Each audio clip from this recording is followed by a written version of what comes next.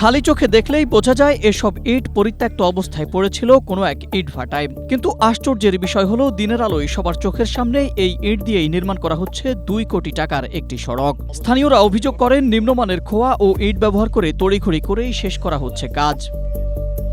এই রাস্তাতে কাজ চলতেছে, যে কন্ট্রাক্টর করতেছে পুরাটা অনিয়মভাবে কাজটা করতেছে।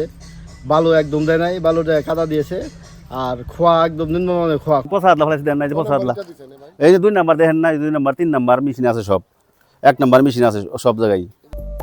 ধামরাই উপজেলার নান্নার ইউনিয়নে সুতিপাড়া সুয়াপুর রোড থেকে কান্দাকাওয়ালি পর্যন্ত 1400 মিটার ব্লক সড়ক নির্মাণ কাজে দেখা দিয়েছে এমন অনিয়মের চিত্র। স্ট্রবেরি সুপার ডটেড ও ক্লাসিক ভ্যারিয়েন্ট সেন্সেশন জাগুক শিহরণ।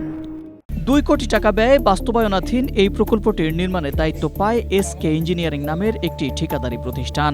ঠিকাদারকে আমরা বলেছি যে অবশ্যই এই রাস্তার কাজ করতে হলে অবশ্যই ভালো মানের খোয়া দিয়ে, যেটা 1 নাম্বার খোয়া যাকে বলে, সেইটা দিয়ে এই রাস্তা কাজ করতে হবে।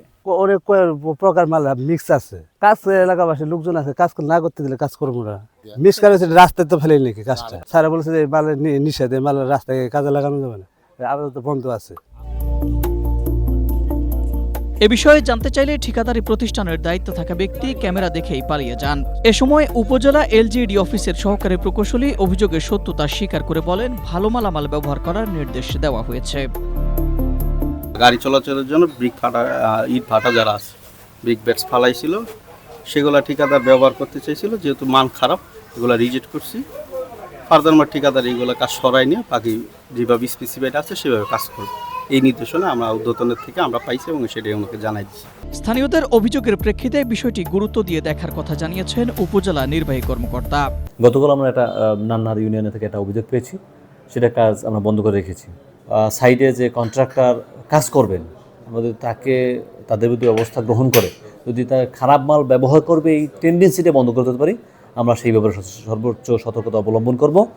যাদের বিরুদ্ধে এরকম খারাপ মালামাল ব্যবহার করবে নির্মাণ কাজের ক্ষেত্রে, এরকম অভিযোগ পাবো, তাদের লাইসেন্স আমরা হেল্ড আপ করার চেষ্টা করতেছি এবং আমাদের শর্টলিস্টে যদি থাকে তাহলে আমরা তাদেরকে এই শর্টলিস্ট থেকে বের করার ব্যবস্থা গ্রহণ করব।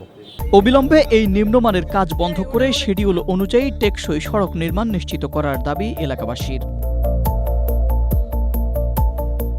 Desk report, Asia post.